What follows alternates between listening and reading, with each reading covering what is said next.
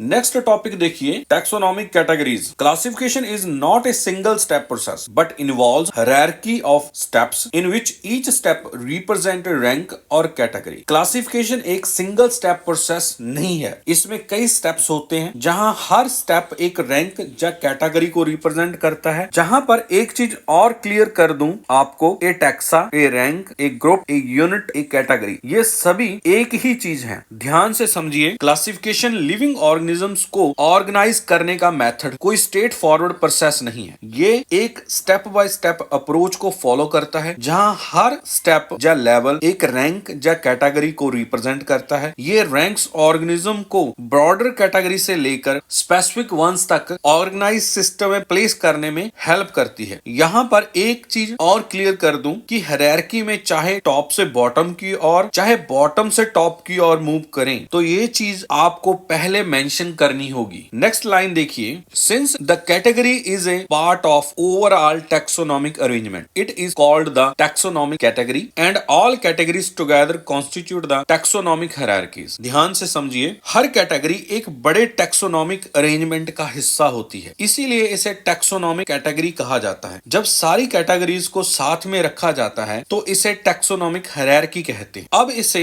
Example के through समझते हैं। ये फिगर देखिए, taxonomic categories showing the hierarchical arrangement in ascending order. इस फिगर में species, genus, family, order, class, phylum और डिवीजन हम यूज करते हैं फॉर प्लांट्स, फाइलम हम यूज करते हैं फॉर एनिमल्स, एंड किंगडम। इन लेवल्स को आप a taxa, a rank, a group, a unit, a category भी कह सकते हैं। मगर कोई छोटा ग्रुप है और कोई बड़ा ग्रुप है। स्पीसीज एक छोटा ग्रुप है, किंगडम एक बड़ा ग्रुप है। चलिए अब हम आगे चलते हैं। नेक्स्ट लाइन देखिए, each category refers to as a unit of classification in fact represent a rank and is commonly termed as a taxon। Each category को यूनिट ऑफ क्लासिफिकेशन कहा जाता है और ये एक रैंक को रिप्रेजेंट करती है और इसे टैक्सॉन कहते हैं। मैं फिर से एक बार रिपीट कर देता हूं, a taxa, a rank, a group, a unit, a category, ये सभी एक ही चीज है, मगर कोई छोटा ग्रुप है और कोई बड़ा ग्रुप है। स्पीसीज एक छोटा ग्रुप है, किंगडम एक बड़ा ग्रुप है। नेक्स्ट लाइन देखिए, taxonomic categories and hierarchy can be illustrated bye an example. Insect represent a group of organisms sharing common features like 3 pair of jointed legs. It means insects are recognizable concrete objects which can be classified and thus were given a rank or a category. Insects एक ऐसा organisms का group है जिनके common features होते हैं, जैसे कि 3 pair of jointed legs। इसका मतलब है कि इन्हें क्लासिफाई किया जा सकता है और इसीलिए इन्हें एक रैंक या कैटेगरी दी गई है। नेक्स्ट लाइन देखिए, remember groups represent category. Category further denotes rank. Each rank or taxon in fact represent a unit of classification. Groups का मतलब कैटेगरी होता है और कैटेगरीज एक रैंक को रिप्रेजेंट करती है। हर रैंक या टैक्सॉन क्लासिफिकेशन की एक यूनिट होती है। मैं फिर से एक बार रिपीट कर देता हूं, यहाँ पर a taxa, a rank, a group, a unit, a category, ये सभी एक ही चीज है, मगर कोई छोटा ग्रुप है और कोई बड़ा ग्रुप। स्पीसीज एक छोटा ग्रुप है और किंगडम एक बड़ा ग्रुप है। नेक्स्ट लाइन देखिए, these taxonomic groups or categories are distinct biological entities and not merely morphological aggregates। taxonomic groups और categories केवल organism की physical appearance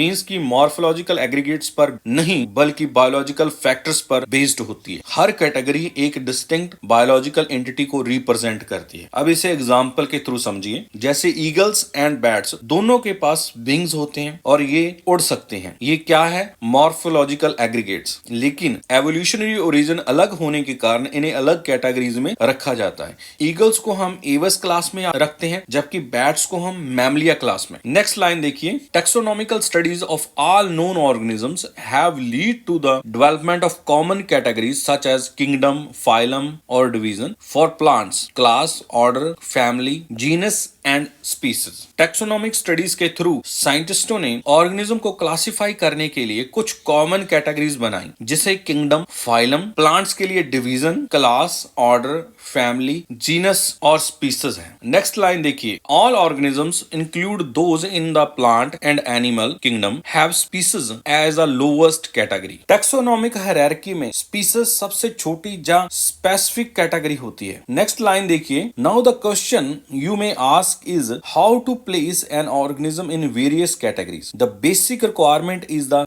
knowledge of characters of an individual or a group of organisms. This helps in identifying similarities and dissimilarities among the individuals of the same kind of organism as well as of other kind of organisms. किसी organism को classify करने के लिए सबसे जरूरी चीज है उसके characteristics की knowledge होना। organism में characteristics को study करने से हमें उनके बीच similarities और differences को identify करने में help मिलती है, चाहे वो एक ही species के हों या अलग अलग स्पीसीज की हों। यह हमें ऑर्गेनिजम्स के बीच सिमिलरिटीज और डिफरेंसेस को पहचानने में हेल्प करती है। एग्जांपल देखिए, जैसे एक न्यू प्लांट स्पीसीज को क्लासिफाई करने के लिए साइंटिस्ट्स उसकी लीव्स की शेप, फ्लावर्स का स्ट्रक्चर और रिप्रोडक्शन के प्रोसेस को देखते हैं। यह नॉलेज उन्हें सही कैटेगरी में प्लेस करने